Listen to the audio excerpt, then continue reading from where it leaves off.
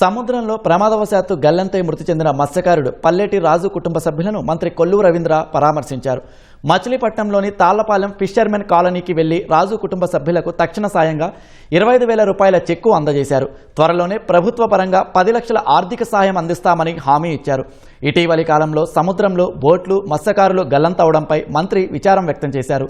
సముద్రంలో వేటకు వెళ్లే ప్రతి మత్స్యకారుడు భద్రతా ప్రమాణాలు పాటించేలా చర్యలు తీసుకుంటామని చెప్పారు. మరి ప్రమాదాలు సంభవించినప్పుడు కొన్ని దురదృష్టకరం అయినప్పుడు కూడా ప్రభుత్వ పరంగా వాళ్ళకి అన్ని రకాలుగా ఆదుకుంటున్నాం. వెంటనే రిపోర్ట్స్ అన్ని వచ్చిన వెంటనే 10 లక్షల రూపాయల వరకు ఆ కుటుంబానికి ఇవ్వడానికి అవకాశం ఉంది. ఆ 10 లక్షల రూపాయలు ఇప్పించడానికి తప్పకుండా మరి కృషి చేయడం జరుగుతుంది. అన్ని మనము జాగ్రత్తలు కూడా తీసుకోవాల్సినటువంటి అవసరం ఉంది. లైఫ్ జాకెట్స్ కానీ ఇలాంటివన్నీ కూడా కొంత నిర్లక్ష్యం చేయడం వల్ల కొన్ని ఇలాంటివి జరుగుతున్నాయి. పడిపోయినప్పుడు కొంతవరకైనా సేవ్ చేస్తాయి.